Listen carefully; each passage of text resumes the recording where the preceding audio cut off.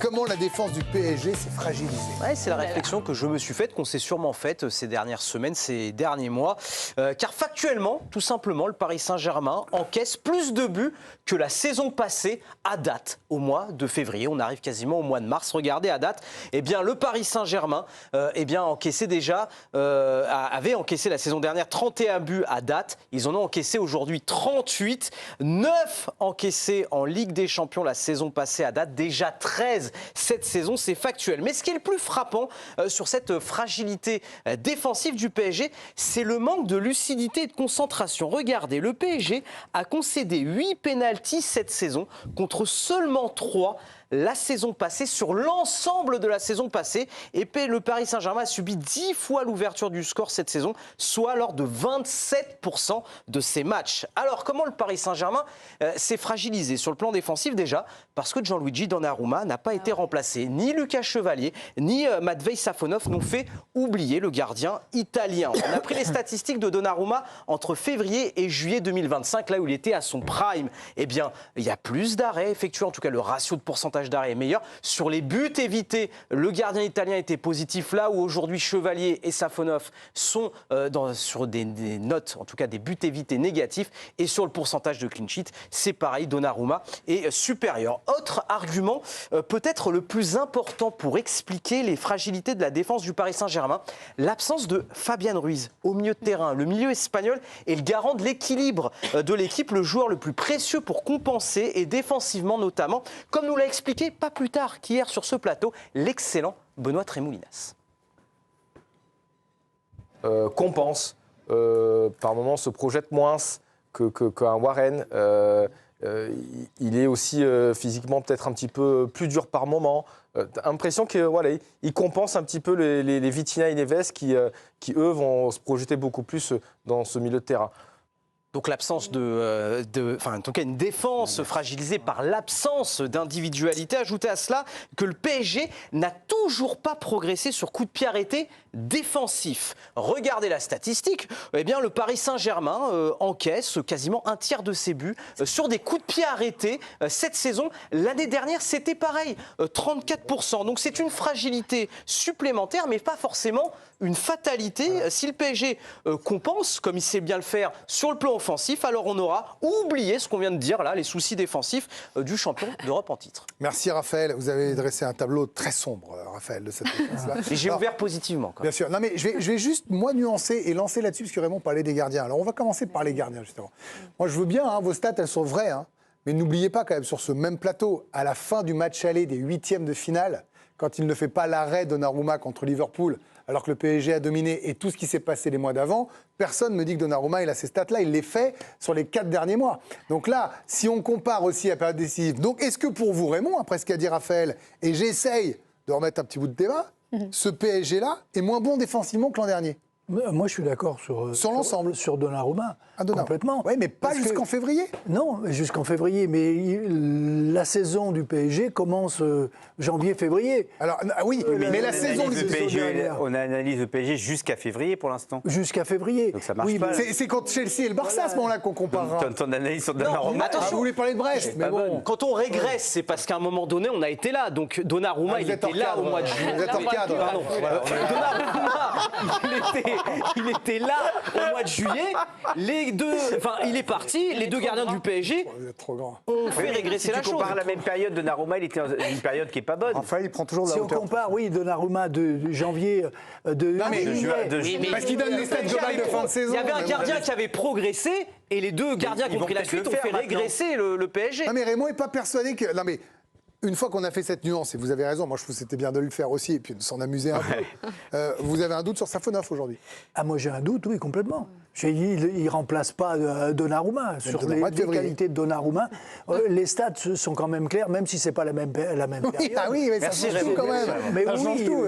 c'est un gardien de but qui faisait gagner des matchs, notamment en Coupe Il en a d'Europe. fait perdre avant aussi. Il en a fait perdre avant, mais il a fait gagner les matchs essentiels. Les matchs importants, c'est lui qui les a fait gagner. Il y a eu lui et Dembélé. L'année dernière. Oui, parce que les années d'avant, au Real, par exemple, il fait perdre. Oui, il y a eu des périodes, mais là, on compare la dernière période. Oui, non, mais bien sûr, progression. bien sûr, j'aime bien Il ta part vocale. quand même, il s'en va au moment où il est au top, où c'est le meilleur gardien de but d'Europe. Ça, c'est vrai. Ça nous a interrogés. C'est à ce moment-là où il Mais est-ce part. que ça perturbe les défenseurs? Vous avez été défenseur central. Est-ce qu'un changement de gardien, et ça m'intéresse, peut perturber quelqu'un d'aussi solide que Pacho ou que quelqu'un d'aussi expérimenté que Marquinhos? On l'a vu avec Chevalier. On sent très bien que les défenseurs parisiens n'ont pas une confiance exceptionnelle. On sent que le Ça, vous l'aviez dit sur comportement, Chevalier, le oui, lien oui. qu'ils ont avec Chevalier, il n'était pas clair. Ils ont perdu Donnarumma, qui était un monstre, qui était leur pote, avec qui ils avaient vécu. Donc ça joue. Et ils en prennent un autre qui, d'entrée, il est hésitant. C'est compliqué et ils n'ont pas confiance. Et Safonov n'a rien prouvé de plus, à part les pénaltys. Il prend pas de but idiot. En fait, il n'a pas fait de boulette quand même. Il a fait l'arrêt qu'il fait sur la frappe de Le Paul, c'est un arrêt fou de classe mondiale. Non, mais il n'a pas fait. À son tableau positif, il n'y a pas de boulette et il y a les tirs au but. Enfin, la séance de tirs au but. Mais il y a un truc hyper intéressant, comme toujours, en fait. Fabien Ruiz, garant de l'équilibre. Vous m'avez dit dans ce comment. Et Benoît Trémolas l'a dit hier. Eh ben, il n'est pas d'accord avec vous. Moi. Ah ben non, moi, je pense que d'ailleurs, Zahir Emery défend beaucoup plus et là, pour défendre, il se projette beaucoup moins. Et je pense que là où Fabien Ruiz est très fort, c'est dans sa projection et dans le déclenchement du pressing. Et ils sont très très forts dans le pressing quand il est là et quand, en fait, ils sont beaucoup plus forts tous quand le pressing est mieux fait, notamment contre Marseille. Je pense qu'ils sont tous un peu moins bien. Et donc, ils doivent tous monter le niveau pour passer. Et puis, Fabien Ruiz, il est très important pour attaquer les demi-espaces, comme Neves. Et ils ont besoin de ça. Quand il ne le fait pas, puisqu'il n'est pas là, et Zahir Emery ne le fait pas, ils n'ont plus qu'une personne qui le fait, c'est Neves. Et Vitinha se trouve obligé de le faire. Ça gêne la défense, ça empêche d'être aussi serein défensivement. Comme ils envoient du monde sans arrêt devant, l'équipe adverse est obligée de défendre sans arrêt les espaces. Parce qu'en fait, si tu ne défends pas les espaces, donc ils vont au but. Si tu les défends, tu crées des solutions à l'intérieur. Donc des possibilités pour Dembélé de venir. Et Fabien Ruiz, il est extraordinaire pour ça. Surtout quand il attaque le demi-espace, il se retrouve sur son pied gauche pour centrer directement ou revenir et jouer. Donc ça, c'est... À une autre époque, on appelait ça l'intelligence de jeu. Voilà, il est très très intelligent. Mais c'est un mot qui est souvent revenu pour ce jour-là, après qu'il ait été critiqué avec du mal. Il marque des buts. C'est très important. Mais donc il y a un déséquilibre depuis qu'il n'est pas là. C'est quand même Bien sûr. Mais donc c'est ça. Ça déséquilibre la défense. Exactement. Donc ça Mais déséquilibre pas dans toutes la les lignes. compensation défensive. C'est dans Non, mais t'as l'attaque. toute ton équipe quand même. Normalement, parce que vous avez la parole, Zahir Emery fait quand même une belle saison. Je vais citer Ludo Bragna qui revient du diable Vauvert. Non, mais lui, il a sa chance, mais il a pris sa chance, mais comme. Mais c'est un autre type de jeu. Un autre type de jeu, pour moi, ça n'a rien à voir avec Fabien Ruiz. Il n'amène pas le même équilibre, tout simplement. Et donc derrière, est-ce que vous trouvez qu'ils sont moins forts? Parce que je vous ai vu réagir sur les coups de pied arrêtés, par exemple. Exactement. Vous vous souvenez, ils ont joué Arsenal en demi-finale l'an dernier, et pareil. Et c'était logique, on disait Arsenal, meilleure équipe d'Europe sur les coups de pied arrêtés, PSG, une des pires sur les buts encaissés. Puis ils les ont tenus finalement au coup de pied arrêté. Et c'était la même chose en Ligue 1. On avait tout le temps peur sur le coup de pied arrêté, donc finalement, ils n'étaient pas si mauvais que ça. Ça vous inquiète pas tant que ça? Non. C'est un vrai point faible quand même. En fait, quand j'ai vu les chiffres, je me dis 30%, c'est énorme, en fait. Mais après, avec ce que tu as dit après. Non, mais vraiment là, c'est énorme, en fait, finalement.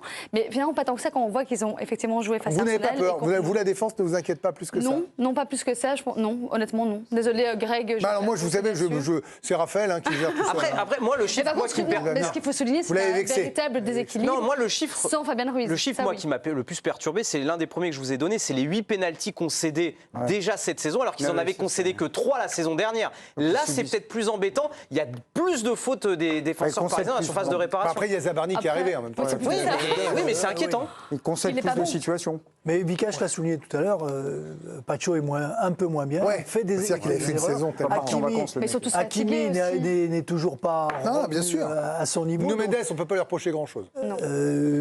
Il a raté son dernier match. Il avait fait une relance là dans l'axe, c'était contre Monaco. C'est ça. Exactement. Les standards sont tellement hauts. Est-ce que vous trouvez, et je vous pose la question de la même façon, puis après on y va parce qu'on va se mettre dans l'avant-match, cette équipe a une défense moins bonne que l'an dernier? Bah oui. Non, mais le problème, c'est que l'an dernier, ils ont fait un truc, c'est incroyable, ils sont à 9,5 sur 10. Là, ils sont à 8 ou 7,5. Et donc, il faut bien trouver un différentiel et trouver. C'est vrai qu'il s'est passé des choses, là, le tableau, les coups de pied arrêtés, les pénaltys. Zabarni qui n'a pas une franche réussite pour l'instant, le changement de gardien, également. Donc, il y a plein de paramètres qui expliquent ça. Mais contre Monaco, normalement, ça devrait. Ils ont quand même pris 2 en 20 minutes. Ça devrait oui, d'ailleurs, Marquinhos aussi est assez en difficulté en transition, faire gaffe, notamment face à. Ils en ont donné un avec Nuno Mendes et puis derrière. Mais ça comptera, ça sera intéressant. Alors, je ne sais pas, je ne suis pas un oracle, mais s'ils se qualifient comme je le pense ce soir, c'est surtout, ça deviendra peut-être plus inquiétant contre des équipes plus fortes derrière. Alors après, ça sera, on le rappelle, Chelsea ou le Barça.